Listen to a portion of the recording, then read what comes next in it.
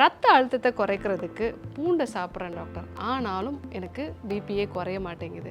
பூண்டை எப்படி சாப்பிடணும்? இந்த உலகத்தினுடைய மிகச்சிறந்த ஒரு ஆன்டிபயோட்டிக்னு சொன்னால் அது பூண்டு தான். ஆனால் நம்ம தவறாக சாப்பிட்றதுனால அதனுடைய முழுமையான பலன்கள் நமக்கு கிடைக்கிறதில்ல.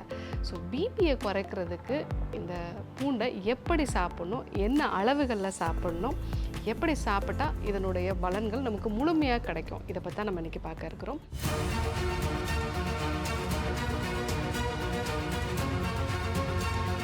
டாக்டர் ஸ்ரீவர்மாஸ் அழகும் ஆரோக்கியமும்.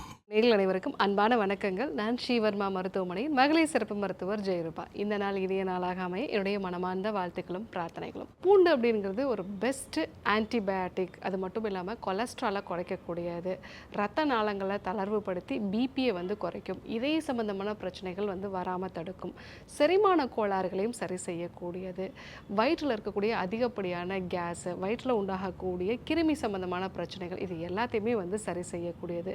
இன்னும் நிறைய பலன்கள் இந்த பூண்டுக்கு உண்டு. ஆனால் நாம் என்ன பண்ணுறோம், இந்த பூண்டை நம்ம அப்படியே முழுசாக போட்டு வதக்கிட்டு அதை நம்ம குழம்புல போட்டு சாப்பிட்றோம். இல்லை அப்படின்னா அதை ஜஸ்ட்டு நம்ம நறுக்கிட்டு உடனடியாக எண்ணெயில் போட்டுடுறோம்.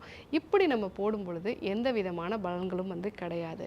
இந்த பூண்டை பொறுத்த வரைக்கும் அது முழுசாக இருக்கும்போது அதில் அலின் அப்படிங்கிற ஒரு வேதிப்பொருளும் அலினேஸ் அப்படிங்கிற ஒரு என்சைமும் இருக்கும். ஸோ நாம் எப்போ அந்த பூண்டை நசுக்கிறோமோ அந்த மாதிரி நசுக்கும் பொழுது அந்த அலின் அப்படிங்கிறது அந்த அலினேஸ்ங்கிற என்சைமால் ஆக்டிவாக கன்வெர்ட் ஆகி அலிசின்கிற ஒரு வேதிப்பொருளாக மாறும். ஆனால் இந்த மாற்றம் நடக்கிறதுக்கு 10 நிமிஷம் தேவை. 10 நிமிஷம் காற்றில் இருக்கும் பொழுது தான் இந்த பூண்டு முழுமையாக மருத்துவ குணமுடையதாக மாறுது. ஆனால் நாம் என்ன பண்ணுறோம், அதை அப்படியே வதக்கி சாப்பிட்றோம். இல்லைன்னா அதை க்ரஷ் பண்ணிவிட்டு இம்மீடியட்டாக நம்ம எண்ணெயில் போட்டுடுறோம். ஸோ இப்படி போடும்போது அதனுடைய பலன்கள் நமக்கு கிடைக்கிறதில்ல.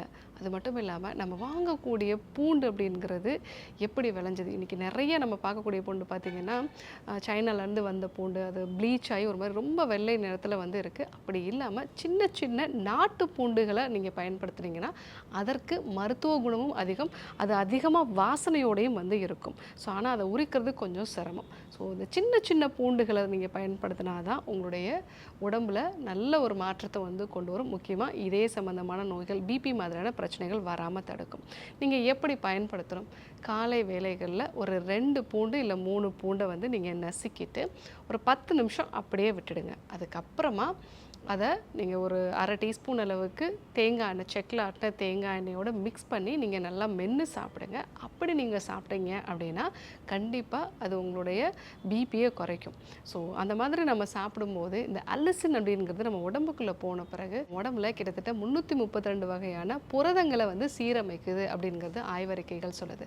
ஸோ அந்த மாதிரி இந்த புரதங்களை சீரமைக்கும் பொழுது நம்ம ரத்த நாளங்களை சுற்றி இருக்கக்கூடிய தசைகள் எல்லாமே தளர்வடையுது. அதே போல் ரத்த நாளங்களுக்கு உள்ளாகும் நைட்ரிக் ஆக்சைடோட அளவு அதிகமாகிறது. அதனால் ரத்த நாளங்களில் ஒரு ஃப்ளெக்சிபிலிட்டி உருவாகுது, பிபியோட அளவும் குறையுது. ஸோ இந்த முறையில் நீங்கள் சாப்பிட்டீங்க அப்படின்னா கண்டிப்பாக உங்களுடைய பிபியை குறைச்சிக்கலாம்.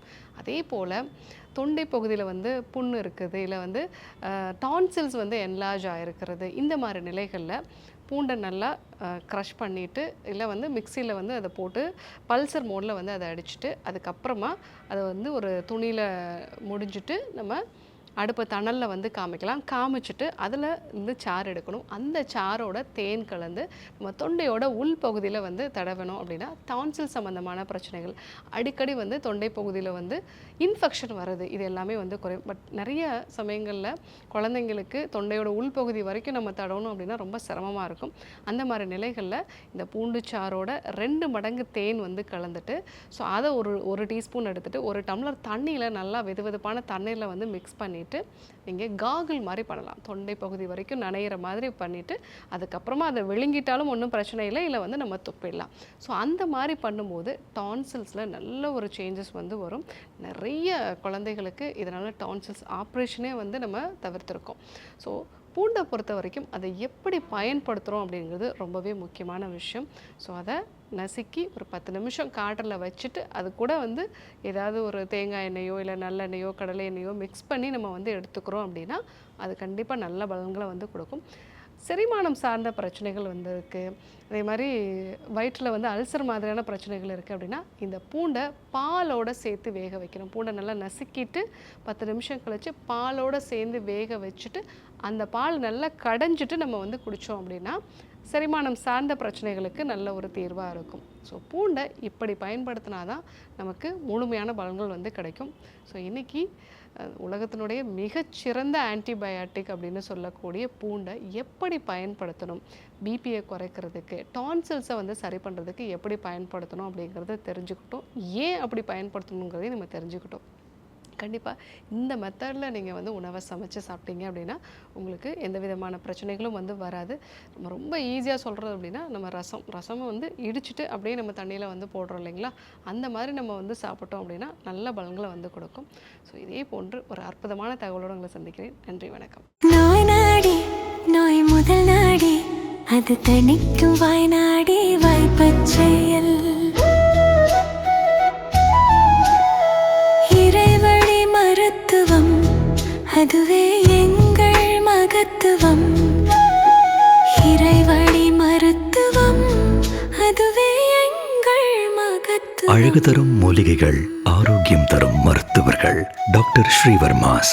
அழகும் ஆரோக்கியமும். ஸ்ரீ வர்மா ஆயுர்வேதா மருத்துவமனையின் வெல்னஸ் குருஜி அவர்களை மே மாதம் 2ஆம் வாரம் 9ஆம் தேதி சனிக்கிழமை காலை 7 மணி முதல் மாலை 4 மணி வரை ஓசூரிலும், 10ஆம் தேதி ஞாயிற்றுக்கிழமை காலை 5 மணி முதல் மாலை 7 மணி வரை கோடம்பாக்கத்திலும் சந்தித்து மருத்துவ ஆலோசனை மற்றும் ஆசி பெற தொடர்பு கொள்ள வேண்டிய தொலைபேசி எண்கள் 9500 946634 9500 946635.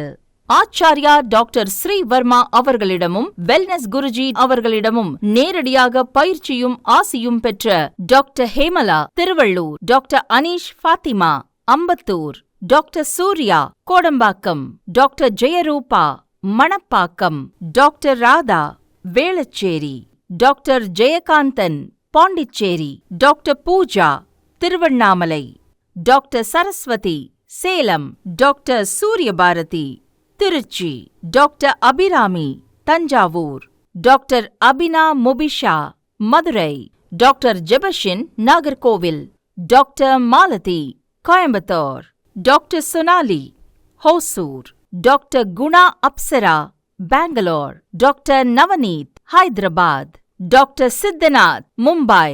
பட்டப்படிப்பு மற்றும் பட்ட மேற்படிப்பு முடித்த மருத்துவர்களை சந்தித்து சிகிச்சை பெறலாம்.